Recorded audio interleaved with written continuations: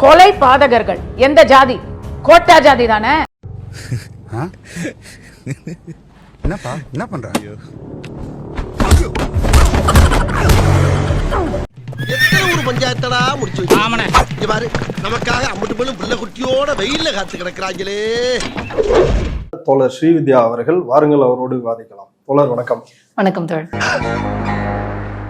நீயா நீ திருந்தவே மாட்டடா. அந்த பேட்டியில கஸ்தூரி என்ன சொல்றாங்கன்னா, கோட்டா ஜாதியினர் தான் கொலைபாதகர்கள். நீ இப்ப ஆரிய வந்தேரின்னு என்ன சொல்லிட்டு இருக்காங்க. ஆரியம்னா என்னன்னு எனக்கு தெரியல. கொலை பாதகர்கள் எந்த ஜாதி? கோட்டா ஜாதி தானே.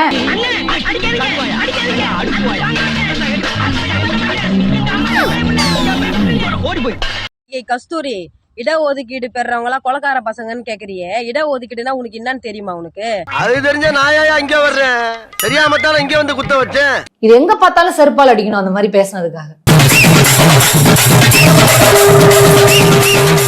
நீ சினிமால அவுத்து போட்டு அண்ணியே யாரு பாக்கிறதுக்கு அண்ணன்? விளக்கு சத்தியமான குடும்ப குத்து விளக்கு. பழைய அண்டா வாடகண்டா, அப்பப்போ கலாய் பிடிச்சி வைக்கிறேன்டா. அது அந்த கொலக்காரங்க குடுக்கற பணத்துல தானே நீ ஜிக்கு ஜிக்குன்னு நீ மேக்கப் செட் வாங்கி போட்டுக்கின. அப்ப தெரியலையா உனக்கு இடஒதுக்கீட்டுல இருக்கிறவங்க கொலக்கார பசங்களோட பணம்னு? அப்ப உனக்கு தெரியாதா?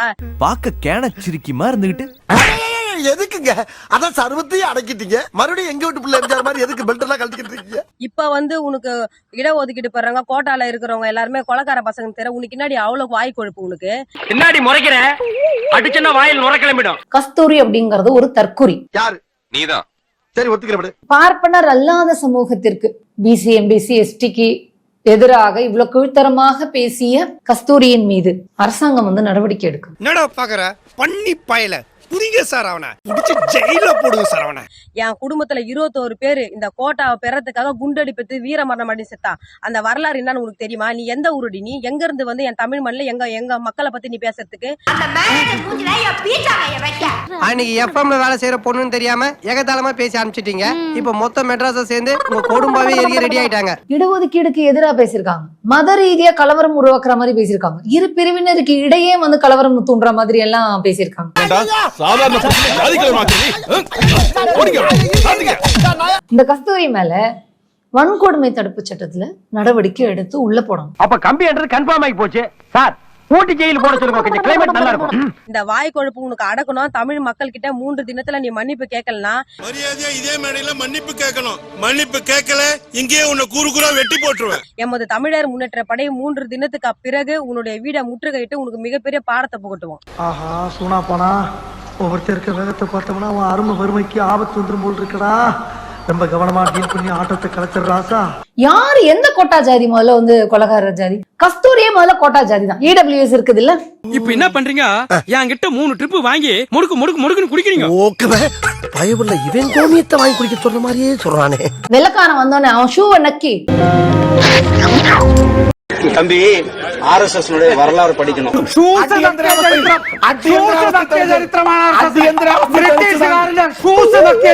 முழுக்க முழுக்க 100% கோட்டாவை அனுபவிச்சது யாரு? ஒயிட் கிராஸ் தானே இருக்கு. இதுங்க முன்னோர் தானே, இந்த வந்தேரி கும்பலோட முன்னோர் தானே. டெபினெட்லி. பாத்தீங்களா எல்லையை என்ன வழி வலிக்கிறான். நம்ம இருக்கிறவன்னு எல்லையை விட்டுட்டு போறோம். கோவில்ல முழுக்க முழுக்க உங்க கோட்டா தானே உட்கார்ந்துட்டு இருக்கிறீங்க ஆகமம்னு சொல்லிக்கிட்டு. எந்த கோட்டா ஜாதி வந்து நீ பேசுற? வாட் நான் வாத்து கோழினு துபக்கு போட்டனா மூஞ்சி பஞ்சாய் மாஞ்சி தேஞ்சிடும். இப்ப கூட காலையில வந்திருக்கே, கோவில்ல கடவுளோட தாலியை கூட திருடி இருக்கானே உன் கும்பலு. ஏண்டா இப்படி திருடி போய்க்கிறியோ? மரியாதை மரியாதை. உனக்கு என்னடா மரியாதை? இவர் ஐயர், கோவிலில் நகையை திருடுபவர், அதுவும் அம்பாளின் கழுத்தில் இருக்கும் தாலி கொடியையே திருடுபவர். இவர் ஐயர், அம்பாளின் இடுப்பில் இருக்கும் ஒட்டியானத்தையே திருடுபவர். இவர் ஐயர், அம்பாள் காலில் அணிந்திருக்கும் கொலுசையே திருடியவர். இந்த மாதிரி பிச்சைக்கார நாய்கள் எல்லாம் உள்ள தள்ளுங்க. ஏன்னா இப்போ யாரோ ஏதோ ஒன்று பண்ணிட்டா ஒட்டு மொத்தமாக அந்த சமூகத்தை குறி வச்சு பேசுகிறாங்க. இல்லை, ஒருத்தர் பண்ணியிருப்பார், அதுக்கு ஒட்டு மொத்தமாக அந்த சமூகத்தை குறி வச்சு பேசுவாங்க. இங்கே நிறைய நடக்குது. இந்த கோவில் நகைகள் திருட்டு போகுது. ஒரு 100 இடத்துல திருட்டு போகுதுன்னா அதில் 70-80 இடங்களில் யார் திருடியிருப்பா, யார் ஆட்டையை போட்டிருப்பான்னா அங்கே பூஜை செய்யக்கூடிய அந்த அர்ச்சகர்னு சொல்கிற அந்த பார்ப்பனர் தான் திருடியிருக்காரு. என்ன சார், எங்க மேலே சந்தேகப்படுறீங்க? உங்களாம் சந்தேகப்படக்கூடாதியா, பார்த்த உடனே சுட்டு கொன்றுக்கணும். NSC சித்ரா ராமகிருஷ்ணன் முதற்கொண்டு ஜெயலலிதா முதற்கொண்டு இந்த நாட்டின் சொத்தை கொள்ளடிச்சது யாரு? மக்கள் வரி பணத்தை கொள்ளடிச்சது யாரு? வேற யாரு? நான் தான். மகாத்மா காந்தியை கொலை பண்ணது எந்த ஜாதி? உங்க ஜாதி தானே. சுதந்திர இந்தியாவின் முதல் தீவிரவாதி ஒரு இந்து, அவர் பெயர் நாத்துராம் கோட்சே. அங்கு துவங்குகிறது அது. நானும் சாட்சி. 1950 வரைக்கும் பார்ப்பனர்களுக்கு இடஒதுக்கீடு கொடுத்தது யாரு தெரியுமா? நீதி கட்சி. அதுக்கு நீதி கட்சி வர்றதுக்கு முன்னாடி முழுக்க கல்வியிலும் வேலை வாய்ப்பிலும் அனைத்து இடங்களையும் பிடிச்சு வச்சிருந்தவங்க ஆரிய பார்ப்பனர்கள். வரலாறு மிக முக்கியம் அமைச்சரே. நீதி கட்சி ஆட்சிக்கு வந்ததுக்கு பிறகு பார்ப்பனர்களுக்கும் இடஒதுக்கீடு கொடுத்திருந்தாங்க. அதை அனுபவிக்கும் போது இனிப்பா இருந்துச்சா? குழுன்னு இருந்துச்சா?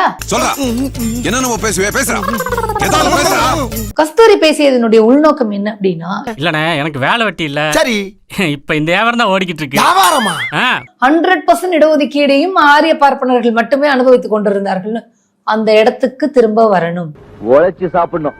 பொருளாதார ரீதியாக அப்படிம்பாங்க. பணக்காரர்களுக்கு அதிகமாக வரி விதிப்பதனால் பொருளாதாரம் மேம்படாதான். இப்படி ஒரு கருத்தை சொன்னதுக்கு சனியனை இதுக்கு தான் ஊருக்குள்ள ஒரு ஆளினார் அழகராஜா தேவைங்கிறது. EWS அப்படிங்கிற ஒரு சிஸ்டம் கொண்டு வந்துறாங்க. அதுல உங்க ஜாதிக்காரங்க தானே அனுபவிக்கிறாங்க மேக்சிமம். அதுவும் எவ்வளவு வருஷத்துக்கு 8 லட்சம் ரூபாய். இது ரொம்ப பாவம்பா, ரொம்ப கஷ்டம் பாருங்க. 8 லட்சம் ரூபாய் சம்பாரிச்சு 3 வேளை காப்பி குடிக்கிறது கூட அது பத்தாது. நீங்க ரொம்ப ஏழைங்க. ஆமாங்க. இத வச்சிட்டு இந்த ஊர்ல எப்படிதான் வாழ போறீங்க? உங்களுக்கு தெரியுமா கொலை பண்ணாங்க தெரியுமா, அது பண்ணாங்க தெரியுமா, இது பண்ணாங்க தெரியுமான்னு பேச வர்றது. அதாவது வாய்க்கு வந்தபடி எல்லாம் பேசப்படாது. எதா இருந்தாலும் நியாயமா பேசணுமா இல்லையா? அவங்க கஸ்தூரி சொல்ற லாஜிக் சரிதானே? பார்ப்பனர்கள் எங்கேயாவது போய் அவங்க வெட்டுறாங்களா, குத்துறாங்களா, குடிசையை கொளுத்துறாங்களா? அப்படி கேளுங்க. கோவில் நுழைவு போராட்டம் நடத்தியவர்களை அடிச்சு தூக்கி கொலை பண்ணி வெல்ல போட்டவங்க இந்த கும்பல். ஒருவேளை இந்த சமூகங்கள் பார்ப்பனர் அல்லாத சமூகங்களில் BC, MBC, SC, ST அப்படிங்கிறவங்க ஒற்றுமையாக இருந்து, ஐயோ நமக்கான உரிமையெல்லாம் இந்த பிஜேபி கவர்மெண்ட் எதுவுமே பண்ணலப்பா அப்படிங்கிற இடத்துக்கு ஒன்றாக போராடி விட்டால் இந்த பார்ப்பனர்களுக்குரிய உரிய அந்த இடம் இருக்கு இல்லையா, அது டப்பா டான்ஸ் ஆடிடும். சரி, அன்னைக்கு அமெரிக்காவை கொலம்பஸ் கண்டுபிடிச்சான்னு சொன்னேன். இந்த சாதி கருமாந்திரத்தை யாரு கண்டுபிடிச்சுவேன்? மந்திர மோதிரம் கண்டுபிடிச்சானுங்க, மந்திரிமார் அதை கட்டியா பிடிச்சிட்டானுங்க. ஓ, அப்ப இந்த ஜாதி கருமாந்திரத்தை ஒழிச்சிட்டோம்னா ஜனங்க நிம்மதியா இருப்பாங்க போல இருக்கா? ஜனங்க நிம்மதியா இருப்பானுங்க, நாம சோத்துக்கு டிங்கி அடிக்கணும். அப்ப இந்த மக்கள் ஒற்றுமையாக இருக்கக்கூடாது அப்படிங்கிற அந்த RSS அஜெண்டா இருக்கு இல்லையா, இடஒதுக்கீடுக்கு எதிராக இருக்கக்கூடிய RSS அஜெண்டா இருக்கு இல்லையா, இதற்கு வேலை செய்கின்ற நாக்பூர் நாய் தான் கஸ்தூரி. இப்படி நம்ம நிறைய ஜாதியை உருவாக்கிட்டு இருக்கோமே, நமக்கு எதுவும் பிரச்சனை வராதா? இந்த மாதிரி ஜாதிக்காரங்களா அவங்க ஜாதிக்குள்ளேயே அடிச்சுப்பானுங்க, மிஞ்சி போனால் வேற மதத்துக்குள்ள அடிச்சுப்பாங்க. நடுவில் நீங்கள் போய் பாருங்களேன், ஐயோ சாமி போடுறது வழிவிடுங்க, ஐயோ ஐயர் போடுறது வழிவிடுங்க, அப்படிதான் பார்ப்பானுங்க. நமக்குன்னு ஒரு மரியாதை வச்சிருப்பானுங்க. ஒன்றும் இல்லைங்க, காங்கிரஸ் மேனிஃபெஸ்டோ வந்திருக்குங்க. அதை பார்த்துட்டு இந்த நாக்பூர் நாய் கஸ்தூரிக்கு அடிவயிறு கப கப கப கபன்னு எரியுது. என்ன எரியுதுங்களா? அட எரியத்தான் செய்ய, அப்படிதான் எரியுங்க. பிரதமர் மோடி வரைக்கும் எரியுதுன்னு நினைக்கிறேன். எனக்கு உடம்புல எரியுது. குனிஞ்சிட்டு பர்னால தடவு. அண்ணல் அம்பேத்கர் வரையறுத்த இந்த அரசியலமைப்பு சட்டத்துல SC STக்கு மட்டும்தான் இடஒதுக்கீடு கொடுத்தாரு. எல்லாரும் துண்டு தொட்டு சொல்றத சொல்லுடா. 98 அவரு BC MBCக்கு கொடுக்கல. அதெல்லாம் பின்னாடி இவங்களே சேர்த்து செஞ்சுக்கிட்டாங்க. படிக்கலையா? இது என்ன பண்ணிச்சு? முதல்ல இது கோட்டா ஜாதி கொலகார ஜாதின்னு சொன்னதுக்கே அவளை எனக்கு செருப்பால், நான் செருப்பால் அடிக்கிறதுக்கு 2 பேரை வச்சிருக்கேன். ஒண்ணு சீமான, அடுத்தது இது ஒண்ணு.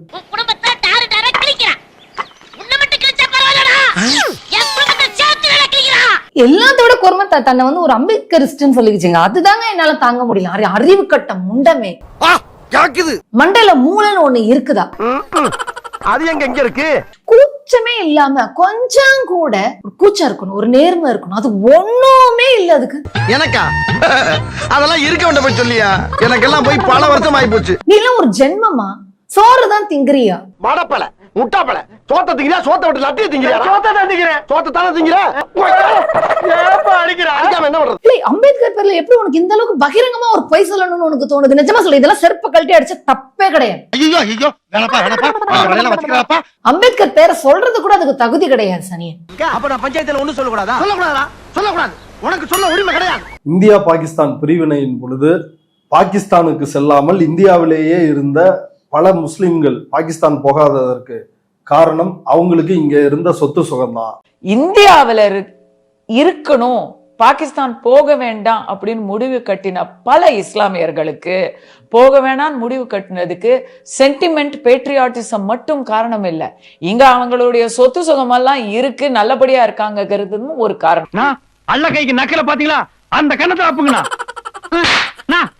RSS நாக்பூர் நான் இல்லையா கஸ்தூரி, அவங்களோட அஜெண்டா தான் அது. இவன் அல்ல கைப்பா, அல்ல கைனா எடுப்பு சோறு மிச்சமேதி போட்டா தின்னுட்டு எதுக்கு எடுத்தாலும் ஆமா போடுறேன். இப்போதான் மோடி அரசு பொருளாதார அடிப்படையில் இடஒதுக்கீடு அப்படின்னு ஒண்ணு கொடுத்துருக்காங்க. ஆனா வெளிநாட்டுல போய் இருப்பாங்க பிசியும் எஸ்சியும், ஆனா அவங்க இங்க வந்து எனக்கு பிசி கொடு எஸ்சி கொடு அப்படின்னு இடஒதுக்கீடு வாங்கிக்கிறாங்க அப்படின்னு கஸ்தூரி குற்றம் சாட்டுறாங்க. பொருளாதாரத்தினால பின்தங்கியவர்கள் அப்படிங்கிற கான்செப்டே இவங்க தான் அக்செப்ட் பண்ணிருக்காங்க. இல்லனா பிசி எஸ்சி அப்படின்னு சொல்லிட்டு வருவீங்க, பிசி எஸ்சி அப்படின்னு சொல்லிட்டு வருவீங்க. அம்மா நீ எல்லாம் எந்த தைரியத்துல இப்படி சுத்திட்டு இருக்க மவளே? ஒன்னலாம் சும்மா சும்மா என்னைய திட்டாதீங்க. நான் நினைக்கிறேன் நீ பொருளாதார ரீதியாக நீ அமெரிக்கா போ, ஐரோப்பா போ, எங்க வேணாலும் போ. இந்த நாட்டுல அவனை நீ சூத்திரன் தானே எழுதி வச்சிருக்க சட்ட ரீதியா. இவன் என்ன கால்ல செருப்பு போடக்கூடாதுன்னு சொல்றான். நான் பட்டாளத்துக்கு போனா வெள்ளக்காரனுக்கு பூட்ஸ் கொடுக்குறான். இவன் நான் முன்னாடி கூனி குறுகி நிக்கணும்னு சொல்றான். அவன் என்ன சரி சமமா உட்கார வச்சு சாப்பிடுன்னு சொல்றான். இவன் என்ன மிதிக்கிறான், அவன் எனக்கு மறுவாதை கொடுக்குறான். அந்த மறுவாதை தான் எனக்கு சுதந்திரம். இந்த நாட்டுல அவனை நீ சூத்திரன் தானே எழுதி வச்சிருக்க சட்ட ரீதியா. அப்ப அதை கேட்க தானே செய்வான். இதுல அவளுக்கு என்னவா கஷ்டம்னு நான் கேக்குறேன். இப்போ 2-3 தலைமுறையா தான் நம்ம வீட்டில இருந்து இன்ஜினியர்கள் டாக்டர்கள் வராங்க. இதெல்லாம் பாஜகவோட கண்ணை உறுத்துது. இந்த வேலைக்கு இவங்க எல்லாம் இடஒதுக்கீடுனால வந்துடுறாங்கன்னு எரியுதடி மாலா பேனர் போடு அப்படின்னு கதறுவாங்க. இப்ப இவ்வளவு இஸ்லாமியர்களுக்கு எதிரான வெறுப்பு, பிசி மக்களுக்கு எதிரான வெறுப்பு, எம்பிசி மக்களுக்கு எதிரான வெறுப்பு, எஸ்சி மக்களுக்கு எதிரான வெறுப்பு, இவர்களுக்கு வழங்கப்படுகின்ற இடஒதுக்கீட்டின் மீது ஒரு வெறுப்பு அப்படின்னு இவ்வளவு ஒரு வன்மத்தை கக்க வேண்டிய காரணம் என்ன? உன் பையன்லாம் பள்ளிக்கூடத்துல படிச்சா உனக்கு அடுத்து வெட்டியா வேலை பார்க்கறது யாரு? கொஞ்ச நாளைக்கு நீயும் பிள்ளையும் பாருங்க. இன்னும் அந்த அம்மா வந்து கரண்ட் ஆக்டிவா இருக்கக்கூடிய இல்ல பேரும் புகழும் இருக்கக்கூடிய நடிகை எல்லாம் இல்ல, மார்க்கெட் போன நடிகை அந்த அம்மா. டேய் ஒரு 50 ரூபா இருந்தா கொடுத்துட்டு கூட்டிட்டு போங்கடா. ஏதோ 1-2 படத்துல ஐட்டம் சாங் ஆடுறதுக்காக கூப்பிட்டுக்கிட்டு இருந்தாங்க, அதுவும் போச்சு. இப்ப அவ்வளவு யாரும் கூப்பிடுறது இல்ல. டேய் என்னடா மூஞ்சி இது, இதெல்லாம் வியாபாரம் ஆகாது. அப்ப எங்கேயுமே வியாபாரம் ஆகவில்லை அப்படிங்கிறதுக்காக கடைசியா போய் சேர்ந்த இடம் தான் RSS. டேய் சேட்ட நம்பி 20,000 பேர் சென்ட்ரல் ஜெயில இருக்கிறான், பாத்துக்க துபாய் மேட்ரு. பொதுவெளியில் பார்த்தால் எந்தவித பாரபட்சமும் இல்லாமல் எந்தவித தயக்கமும் இல்லாமல் உடனே கால்ல இருக்கிற செருப்பை கழட்டி அடிச்சிடணும் அப்படின்னு நான் மக்கள் கிட்ட கேட்கிறேன். ஆஹா கூட்டத்தை பூரா திருப்பி விட்டானே. ஸ்டார்ட் பண்ணு.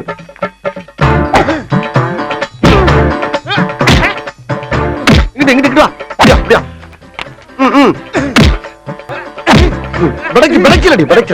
மண்டையில மட்டும் அடிச்சிடாத, குலக்கேசல் உள்ள போயிருவேன். சரியா? உங்க வீட்டு பிள்ளையா நினைச்சு எல்லாரும் என்னை மன்னிச்சிருக்க.